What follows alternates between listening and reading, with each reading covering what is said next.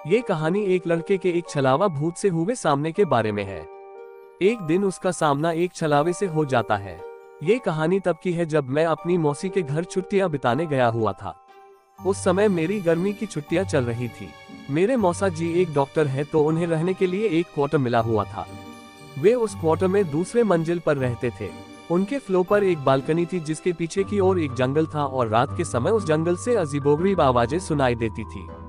छलावा भूत की कहानी चालावा भूत हॉरर स्टोरी। ये कहानी एक लड़के के एक छलावा भूत से हुए सामने के बारे में है। एक दिन उसका सामना एक छलावे से हो जाता है। ये कहानी तब की है जब मैं अपनी मौसी के घर छुट्टियां बिताने गया हुआ था। उस समय मेरी गर्मी की छुट्टियां चल रही था।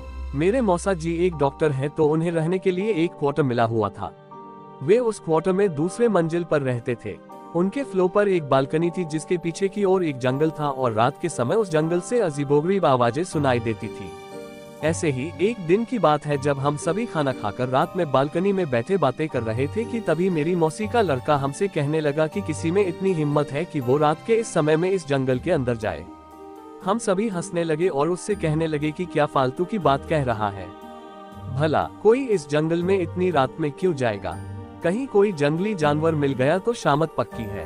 हा हा हा, सब हंसने लगे। वो बोला कि मैं मजाक नहीं कर रहा हूँ। मेरे स्कूल के दोस्त बताते हैं कि एक बार ऐसे ही एक लड़का उस जंगल में चला गया, फिर उसका कभी कुछ पता नहीं चला। गांव के लोग बताते हैं कि उस लड़के को अपने पिता के जंगल में बुलाने की आवाज आई थी और वो उनकी आवाज के पीछे पीछे उस जंगल में चला गया और फिर कभी किसी ने उसे नहीं देखा। मैं हंसने लगा कि यह तो झूठी कहानी है।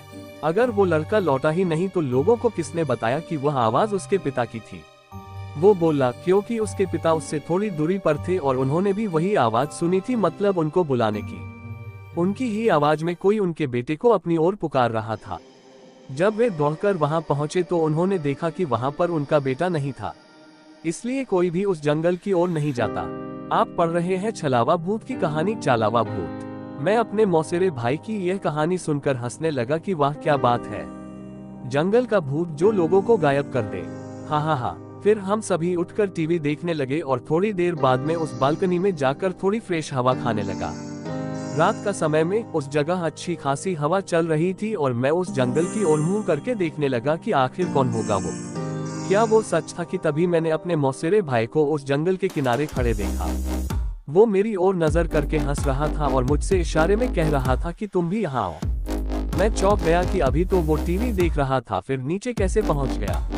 मैंने पीछे मुड़कर देखा, वहाँ वो नहीं था, तो मुझे लगा कि शायद ये नीचे चला गया है और मुझे भी नीचे बुला रहा है।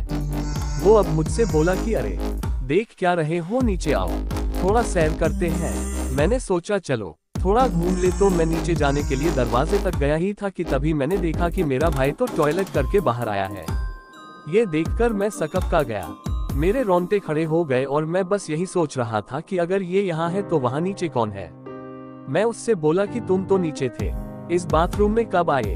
वो बोला कि मैं तो यही था, मैं तो बाथरूम गया ही नहीं हूँ, तुम क्या बोल रहे हो।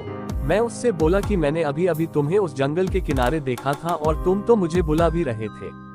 वो बोला मजाक मत करो, तुम्हें क्या लगता है मैं डर जाऊंगा। मुझे पता है कि तुम मुझे डराने का प्रयास कर रहे हो, पर मैं नहीं डरने वाला। इतना कहकर वो टीवी देखने चला गया। मुझे यकीन नहीं हो रहा था कि ये मैंने अभी क्या देखा है। उसी रात मैं जब सो रहा था तब किसी की मुझे पुकारने की आवाज आ रही थी। वो जो भी था मुझसे कह रहा था कि मैं तुम्हारा कब से इंतजार कर रहा हूँ, तुम तो आए ही नहीं, देखो जल्दी आ जाओ, फिर हम दोनों साथ में इस जंगल के अंदर घूमेंगे।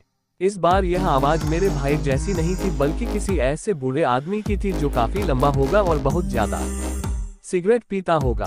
रात भर मुझे उसकी आवाजें आने लगी और फिर जब सुबह मैंने सबको ये बात बताई तो सबने मुझसे कहा कि ऐसा होना यहाँ आम बात है, तुम उस ओर ध्यान मत दो और अपना काम करो और भूल कर भी उस जंगल की ओर मत जाना। उसके कुछ दिनों बाद भी मुझे उस जंगल की ओर से आवाजें आती रही, फिर वो आवाजें आना रुक गई। इस घटना के कुछ दिनों बाद मेरे पापा मुझे लेने आ गए थे क्योंकि मेरी गर्मी की छुट्टियां भी खत्म होने वाली थी। उस जंगल में रहने वाले को लोग छलावा कहते हैं और जो कोई भी उसके पीछे जाता है वो फिर कभी लौट कर नहीं आता।